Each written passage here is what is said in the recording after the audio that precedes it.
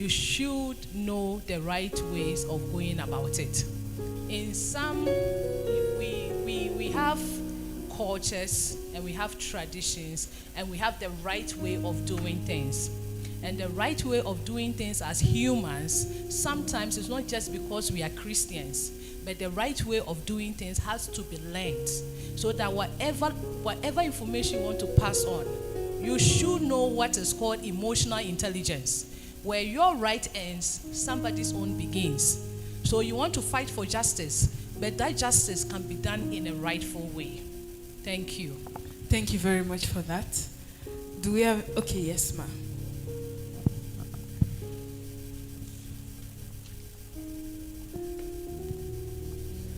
Honestly, as the years go by, we find out that some of our traditional practices deprive a lot of people, not only women. A lot of deprivation, a lot of punishment, but for the grace of God, thank God for Jesus Christ. And I think Christianity has played so much role in reforming our tradition. Because when you are a Christian and you are in the leadership position, definitely your leadership will go by the rules of Christianity. You won't call yourself a Christian leader, a whole, not here, let's say back home, a whole pastor in the church, and you are doing something different from what you are preaching. You know, those women, when my daughter just gave that portion of Bible quotation, straight away my mind said, oh, so this is not the first time women are standing up for their rights. And if they didn't do it, maybe they wouldn't have gotten what they asked for. And I'm sure, even with our tradition, there are ways you question things elders do. You may go to another senior member of the family or the community and explain, this is what I'm experiencing. Can you please help me know what's going on? And those channels are channels that have been used to change situation. Like for us back home in Sierra Leone, there were times women had no rights to property, access land. When you want to rent a house, even if you are not married, you have to go and find a man who will come and stand for you before they rent that house out to you. But now it has changed.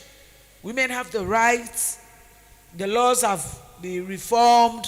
So you have the right to rent a house without a man coming standing, because there were several disadvantages in that process. The man, they hand over the keys of the house to the man. And by the time the sister goes to church and comes, the man is lying on the bed. So both of us, I am the one in charge of this house. How can you do that? She's the one paying, but because the law was not good, it was not in our favor, so most sisters had to suffer in the hands of men who were seen as said to stand for them before their rented houses or even giving property. But land, ownership of land to do farming and agriculture, it was a taboo back in those days. But now we thank God, those laws are now put to the corner. Thank you very much, ma.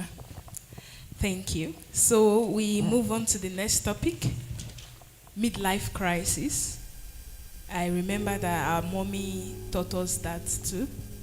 So the question under that is, how do we deal with a spouse going through midlife crisis?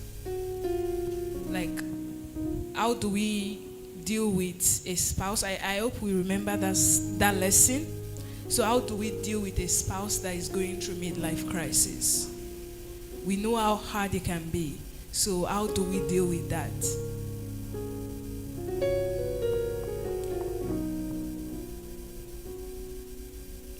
Sister Mercy, do you want to help us?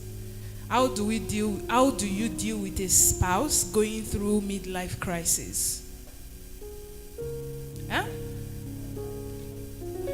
I mean,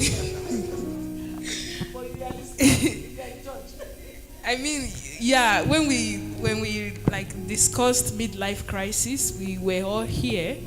So using that knowledge, I know our mommies will still like help us, but just like No, this is serious.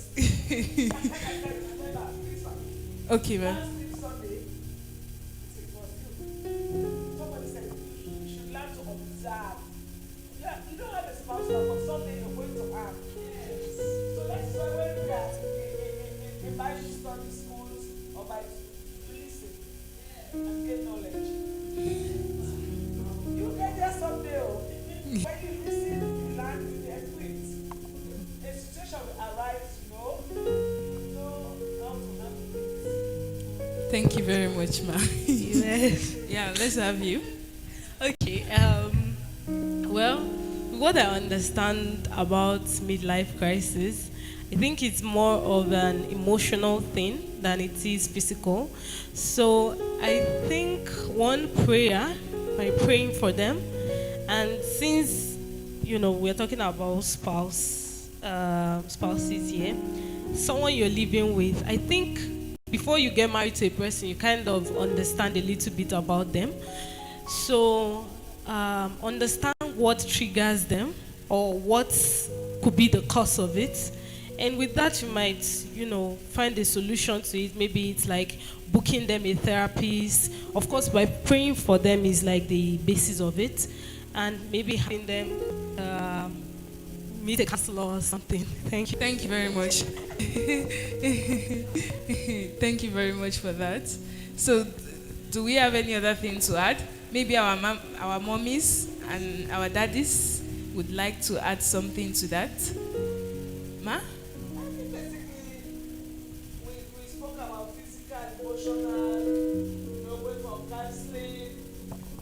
It has to do with the body, it has to do with the mind, it has to do with the spirit. But when you understand these things, even if you are a man, when a woman is going through midlife crisis, or your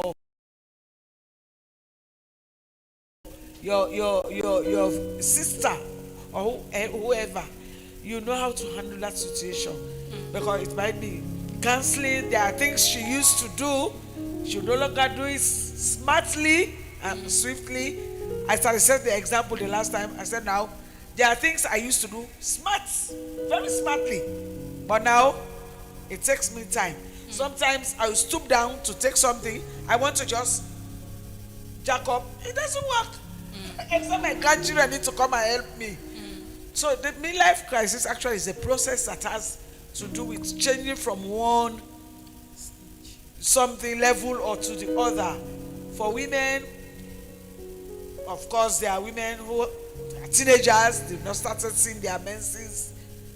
They will have to move to it. And that time between the teenage and the full adult is a crisis period too. And being a woman who has lived all her life, doing things on her own, getting to 50, 60, 70, you are no longer the same person. So, but with counseling and other things, it will help the person to go through it and then overcome it, like menopause and the rest of it. Yeah. The body no longer will become the same. Some people spend a lot of money transiting from menopause to the other part, or from being observing your menstrual cycle to the other part.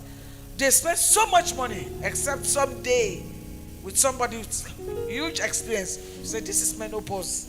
It's happened to me. It was only when I went to Mary Stopes, then they told me, Auntie, stop bothering yourself.